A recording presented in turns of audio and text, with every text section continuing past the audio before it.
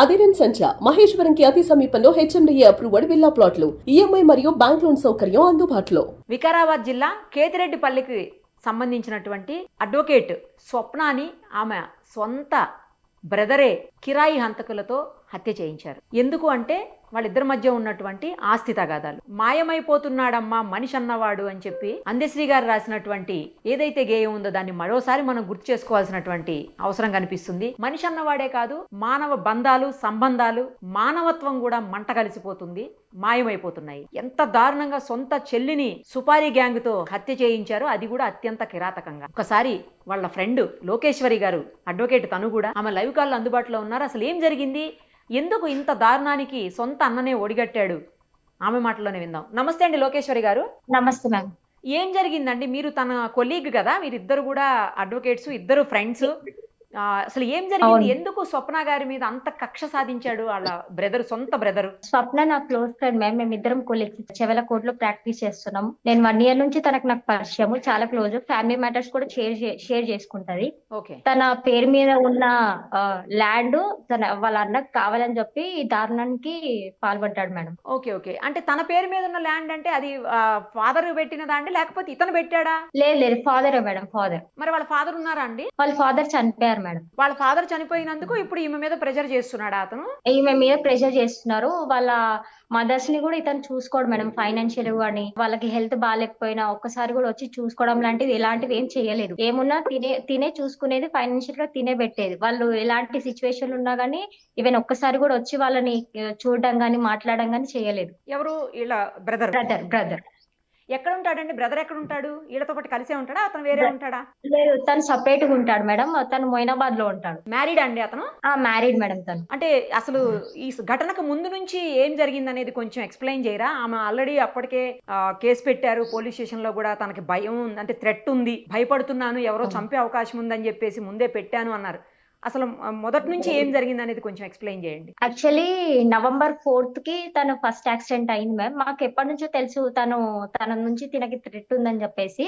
November 4th first accident చేయడం జరిగింది. Car తో గుద్దేసి వెళ్ళిపోయారనమాట. అది ఫస్ట్. అండ్ అప్పుడు కూడా మేము చెవల PS లో కంప్లైంట్ చేసాం, FIR కూడా అయింది, కానీ వాళ్ళు ఎట్లాంటి ఇన్వెస్టిగేషన్ చేయలేదు, మాకు ఎలాంటి ఇన్ఫర్మేషన్ అనేది ఇవ్వలేదు. And second time January 11th రోజు మళ్ళీ ఈవినింగ్ 7:30 కల్లా మళ్ళీ డోజర్ తో తనని మర్డర్ చేయించాలని చెప్పేసి ట్రై చేశాడు. 2 సార్లు అటెంప్ట్స్ అయ్యాయి. ఒకటి చెవల PS, ఒకటి మొయినాబాద్ PS లో కూడా మేము FIR పెట్టాం, కంప్లైంట్ ఇచ్చాం.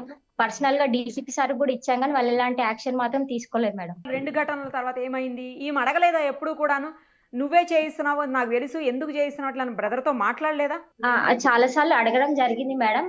ఇద్దరం కాంప్రమైజ్ అయిద్దామని చెప్పేసి నేను ఎన్నో సార్లు అడిగినా కూడా తను ఒప్పుకోలేదు మేడం. ఎట్లయినా సరే ఏదో ఒక రోజు నేను కంపల్సరీ నేను చంపేస్తానని చెప్పి తను చెప్పాడు మేడం, అందరి ముందునే. ఇప్పుడు అంటే ప్రాపర్టీని మొత్తం ఈమె పేరు మీద పెట్టారా? వాళ్ళ ఫాదర్ లేకపోతే హాఫ్ ఈమెకి, హాఫ్ వాళ్ళ బ్రదర్ అట్లా పెట్టారా? యాక్చువల్లీ 20 acres వరకు వాళ్ళకు ఉండే మేడం. దాంట్లో 15 acres వరకు వాళ్ళ బ్రదర్ కే ఉండే. ఒక 5 acres వీళ్ళ పెద్దమ్మ, అంటే వాళ్ళ నాన్నకి 2 wives. వాళ్ళ పెద్దమ్మకి పిల్లలు లేక వాళ్ళ పెద్ద వైఫ్ కి ఇచ్చారనమాట. ఈ బ్రదర్ ఎవరైతే ఉన్నారో వాళ్ళ పెద్దమ్మని ఎవరికి తెలియకుండా తీసుకెళ్లి నీకు వేలు చేయిస్తాను, గోల్డ్ చేయిస్తానని మాయమాటలు చెప్పి తన పేరు మీద ఉన్న ల్యాండ్ ఇతను చేసుకున్నాడు. తినకి 1 month తర్వాత ఈ అమ్మాయికి స్వప్న అనే అడ్వకేట్ కి తెలిసిన తర్వాత RDO MRO సార్ దగ్గరికి వెళ్ళి, MLA సార్ వాళ్ళ అందరి దగ్గరికి వెళ్ళి రిక్వెస్ట్ చేసి ఇట్లా చేయడం జరిగింది సార్, మీరు న్యాయం చేయండి అంటే అక్కడ ఉన్న MRO RDO వాళ్ళందరూ మళ్ళీ తన పేరు మీద నుంచి వాళ్ళ అమ్మ పేరుకి చేయడం జరిగింది. అక్కడ వాళ్ళ ఊరు ప్రజలు ఏమన్నారంటే, ఎప్పుడు మీ అమ్మ వాళ్ళ పేరు మీద ఎప్పుడు ఉన్నా కానీ మీ వాళ్ళ బ్రదర్ ఇలాగే చేస్తారు, బెటర్ నీ పైన చేసుకో అని చెప్పి ఊరు పెద్ద మనుషులందరూ కలిసి తిన పేరు మీద చేయడం జరిగింది మేడం. ఆ ల్యాండ్ ఎంత అండి? అది 3 acres ఉంటది మేడం. 3 acres 20-30 గుంటాస్ ఉంటది. ఇప్పుడు తన దగ్గర ఉన్న ల్యాండ్ కూడా తనకి ఆల్రెడీ 9 acres వరకు ఉంది మేడం. అంతున్నా కూడా తన దగ్గర ఉన్న ల్యాండ్ కావాలని చెప్పేసి తను ఈ దారుణానికి పాల్పడ్డాడు మేడం. మరి ఇప్పుడు ఈమె దగ్గరే తక్కువ ఉంది కదా, నిజానికి అతని దగ్గరే ఎక్కువ ఉంది కదా అసలు. కానీ ఇది కూడా అతనికి కావాలని చెప్పేసి ఇదంతా చేశారు మేడం. వాళ్ళ మదర్ అండి, వాళ్ళ మదర్ వాళ్ళ మదర్ పేరుతో ఏం లేదు. వాళ్ళ మదర్ హౌస్ వైఫ్. తను చాలా ఓల్డ్ ఏజ్ ఆమె. తనకేం చేత కాదు, మొత్తం తినే చూసుకునేది. వాళ్ళకి హెల్త్ ఇష్యూస్ అయినా వాట్ ఎవర్ ఏదైనా పెద్దమ్మని వీళ్ళ మదర్ని ఇద్దరిని కూడా ఈవిడే చూసుకునేవాళ్ళు, స్వప్నాని. ఈమెనే చూసుకునేది. వాళ్ళన్న ఎప్పుడు కూడా వచ్చి చూడడం గానీ చేయడం గానీ ఎలాంటివి ఏం జరగలేదు మేడం. ఆ రోజు ఏం జరిగిందండి? తను కోర్టుకు వచ్చారా అసలు? ఆ రోజు రాలేదా? కోర్టుకే రాలేదా? కోర్టుకే రాలేదు madam. Actually land 1 acre land అమ్మి తను మ్యారేజ్ చేసుకుందామని అనుకుంది. ఆ, అదే సర్వే చేయించడానికని మార్నింగ్ వెళ్ళింది. మార్నింగ్ వెళ్ళి అంతా సర్వే చేయించిన తర్వాత ఇంటికి వచ్చే రిటర్న్ లో ఇదంతా జరిగింది మేడం. దారిలో వస్తూ ఉండగా జరిగింది. ఆ ఇంకా స్టార్ట్ అవుతాం అనే టైంలో వాళ్ళ బ్రదర్ వేరే వాళ్ళని పంపించి, ముగ్గురిని పంపించి ఇట్లా మర్డర్ చేయించాడు మేడం. ఎంత ఉంటదండి 1 acre ల్యాండ్ అక్కడ ఆ ఏరియాలో? ఎందుకు అంత అక్కడ 3 crores ఆర్ 5 crores అట్లా పోతుంది మేడం. చాలా వ్యాలిడ్ ల్యాండ్ అన్నమాట అయితే. Yes madam. ఎక్కడ అందుకని కరెక్ట్ గా ఎక్కడ ఉంటది ల్యాండ్? కరెక్ట్ కేతిరెడ్డిపల్లి విలేజ్ లోనే ఉంటది మేడం. అది రోడ్డుకు ఉంటది మేడం వాళ్ళ పొలం మొత్తం. వాళ్ళ ఫాదర్ సెల్ఫ్ ఎక్వైర్డ్ అండి, లేకపోతే యాన్సిస్టర్స్ దాది? వాళ్ళ ఫాదరే మేడం. వాళ్ళ ఫాదర్ కష్టపడి సంపాదించిన భూమి అతను. ఆన్సిస్టర్ వాళ్ళది అదేం లేదు మేడం. సెల్ఫ్ ఎక్వైర్డే.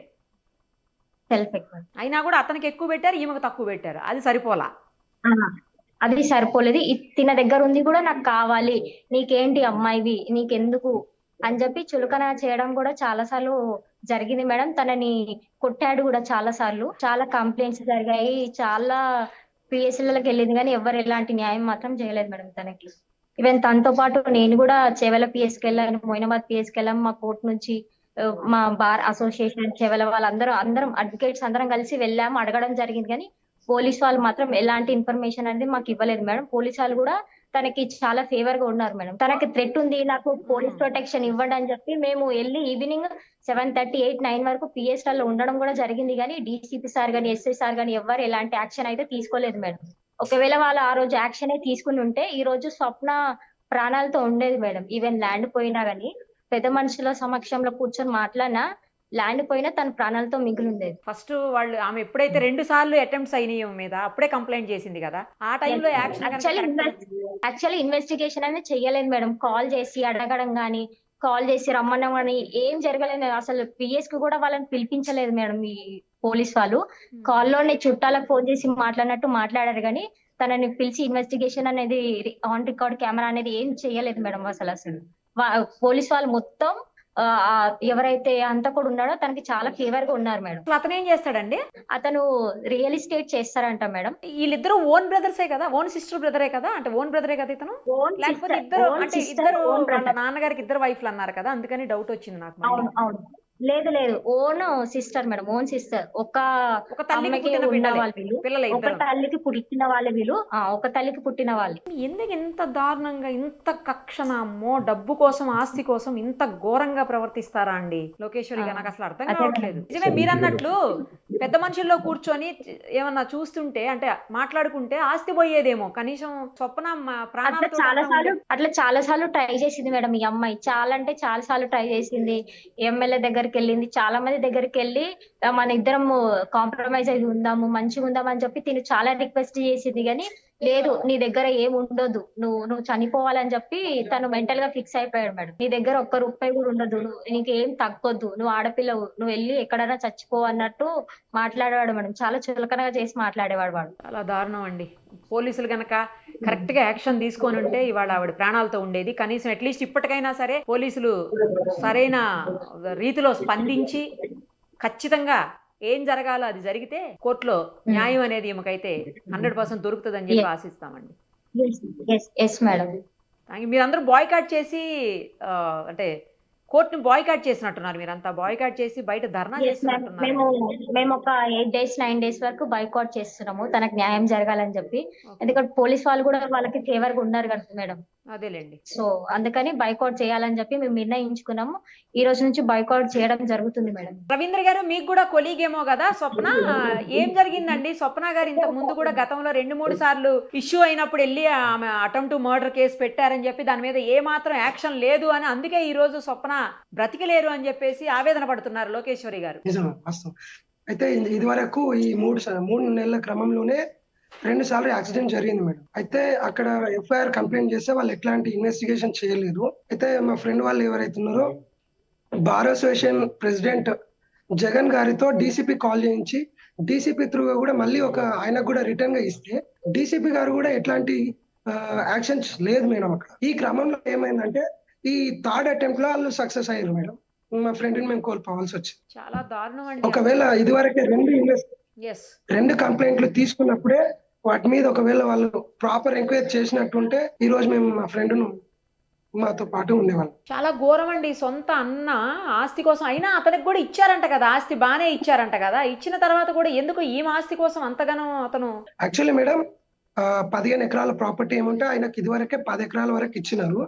ఆయన జలసాలకు విన్యాసాలకు అలవాటు పడి ఏం చేసిందంటే ఏదో అఫైర్స్ పెట్టుకొని అట్లా 8 ఎకరాలు ఇదివరకే అమ్ముకొని ఉన్నారు. తర్వాత అమ్మేసుకున్నారు. అయితే ఎవరైతే ఈయన దొంగతనంగా వాళ్ళ అమ్మని తీసుకెళ్లి రిజిస్టర్ చేసుకున్న 4 ఎకరాలు ఫర్దర్ గా ఏవైతే చేసుకున్నారో అది క్యాన్సిలేషన్ చేయించి మళ్ళీ వాళ్ళ అమ్మ పేరు మీదకి చేపించి ఆ తర్వాత తన పేరు మీదకి చేపియడం జరిగింది. ఏది ఎమ్మెల్యే త్రూగా అదంతా చాలా కష్టపడి తన పేరు మీద ఉన్న ల్యాండ్ ఏదైతే ఇప్పుడు దానికి ఏం చేశారంటే దానికి ఏదైతే ఉందో ఆ ల్యాండ్ ఈమె పేరు మీద ఉన్నది కాబట్టి మళ్ళీ ఇక ఖచ్చితంగా వాళ్ళు టార్గెట్ చేసి ఎట్లనన్నా ఈమెను లేపేస్తే ఈమె పేరు మీద ఉంది కాబట్టి. అయితే రీసెంట్ గా ఆమెకు మార్చిలో పెళ్లి ఫిక్స్ అయి ఉన్నది మేడం. పెళ్లి మార్చిలో పెట్టుకొని ఉన్నారు. అయితే పెళ్లి కంటే ముందే ఎట్లనన్నా అంతమొందించాలన్న పట్టుదలతో వాళ్ళు ఖచ్చితమైన ప్లాన్ వేసి గత 3 సంవత్సరాలుగా ఈ ప్లాన్ అమల్లో ఉన్నది మేడం. వాళ్ళు ఖచ్చితమైన ప్లాన్ తోటే ఈ దానికి పోలీస్ వాళ్ళ సహకారం కూడా కొద్ది వరకు ఉన్నది మేడం. కానీ అసలు పెద్ద పెద్ద ప్లేసెస్లో సుపారీ గ్యాంగులు, ఈ కిరాయి గ్యాంగులు అంతకులను చూస్తుంటామండి. చిన్న చిన్న పల్లెటూళ్ళకి పట్టణాలకు కూడా ఈ వ్యవస్థ వ్యాపించిందంటే దారుణం అండి అసలు. రవీంద్ర గారు, జనరల్ గా ఏంటంటే మేడం అది మొయినాబాద్ ఏరియాలో ఫామ్ హౌస్లు కానీ సినీ ఇండస్ట్రీకి సంబంధించిన పెద్ద పెద్ద వాళ్ళ ఫామ్ హౌస్లు వీళ్ళ ల్యాండ్స్ పక్కకెళ్ళే ఉన్నాయి. లైక్ జగపతి బాబు లాంటి పెద్ద పెద్ద వాళ్ళు. సో చాలా డిమాండ్. ఒక కనీసం 5 నుంచి 6 కోట్ల మధ్యలో వాల్యూ ఉన్నది మేడం. ఈ క్రమంలో ఆయన ఒకవేళ జలసాల కోసం అమ్ముకున్నప్పుడు ఏదో 10 లక్షలు 20 లక్షలకు అమ్ముకొని ఉంటారు. ఈ రోజు అంత మొత్తంలో 4.5 ఎకరాలు అంటే దాదాపు 20 కోట్ల ప్రాపర్టీ దగ్గర. సో ఆ లెక్కల్లో వాళ్ళు ఏంటంటే ఖచ్చితమైన ప్లాన్ మేడం. తను 3 సంవత్సరాలుగా మాతోనే ప్రాక్టీస్ చేస్తుంది, మాతోనే ఉంటున్నారు. మేము చాలా చక్కగా పని చేసుకునేటోళ్ళం. ఇండిపెండెంట్ గా కూడా మేము ప్రాక్టీస్ చేస్తున్నాం. మేము ఆఫీసు స్టార్ట్ చేసే క్రమంలో ఇలాంటి దురదృష్టవశాత్తుగా మేము కోల్పోవడం జరిగింది. ఇప్పటికైనా సరే పోలీసులు స్పందించి సరిగ్గా మనకి ఛార్జ్ షీట్ అది ఫైల్ చేసి 100% నేరస్తులకు శిక్ష పడేలాగా చేస్తారని చెప్పేసి ఆశిద్దామండి. పోతున్నాం మేడం. ఇప్పుడు కూడా డీసీపీ ఆఫీస్ ముట్టడికి వెళ్తున్నాం. నిన్న కూడా డీసీపీ గారు చాక్ తో గొంతుకొచ్చిరని మేము చెప్తే డీసీపీ ఆఫీస్ లో 100 మంది సమక్షంలో రాయితో కొట్టిరంట అని మాట్లాడతారు. తాళం తీయమని చెప్పేస్తే లాక్కునే క్రమంలో ఏదో తగిలి కింద పడి గొంతు గీరకపోయింది అనే క్రమంలో మాట్లాడతారు. పోస్ట్ మార్టం రిపోర్ట్ వస్తుంది కదండి, అది రాయి గీరుకుపోయిందా లేకపోతే కావాలని చెప్పేసి కోసారా తెలుస్తుంది కదా. అది రాకముందే వాళ్ళు చాలా ప్రీ ప్లాన్ గా చాలా పోలీసు వాళ్ళు కూడా ఎక్కువ మొత్తంలో సహకరించినట్టుగా ఉన్నాయి. పోలీసు వాళ్ళ మీద కూడా మాకు ఖచ్చితమైన అనుమానాలు ఉన్నాయి. మా ఫ్రెండ్ మీరు పై స్థాయి అధికారులను కలవండి. కింది స్థాయిలో జరగొచ్చేమో కానీ పై స్థాయిలో అలా జరగదు కాబట్టి పై స్థాయి అధికారులను కలవండి. అప్పుడైతే మీకు ఖచ్చితంగా న్యాయం జరుగుతుంది ఈ అమ్మాయికి. మేడం మేము ఒక ఎజెండా పాస్ చేసుకుంటున్నాం. మా పెద్దోళ్ళు కూడా మా మూకుమ్మడిగా 100-150 మంది మేము అందరం కూడా ఇప్పుడు కార్యాచరణ రూపొందించుకుంటున్నాం. 1 వీక్ 5 to 13 వరకు మేము ఒక బైకాట్ అయితే తీసుకున్నాం. ఈ క్రమంలో రోజుల వారీగా సకల బార్ల నుంచి మేము పిలుచుకొని ఒక ఎజెండా పాస్ చేసుకుని మేము ఖచ్చితంగా అప్రోచ్ అవుతాం మేడం. మీరు సైబరాబాద్ లిమిట్స్ వస్తుందా అండి? సైబరాబాద్ వస్తుంది. ఫ్యూచర్ సిటీ అయింది ఇక్కడ. ఫ్యూచర్ సిటీకి వస్తుందా మీది? ఓకే. ఇంత ముందు సైబరాబాద్ ఉండిందేమో, ఇప్పుడు ఫ్యూచర్ సిటీకి వెళ్ళింది. ఓకే. సరే అండి, తనకి న్యాయం జరగాలి అని హంతకులకి అలాగే నేరస్తులకి కఠినమైన శిక్షలు కోర్టు పరంగా న్యాయపరంగా పడాలని చెప్పేసి ఆశిస్తున్నానండి. థ్యాంక్స్ అండి. Thank you so much. ధన్యవాదాలు.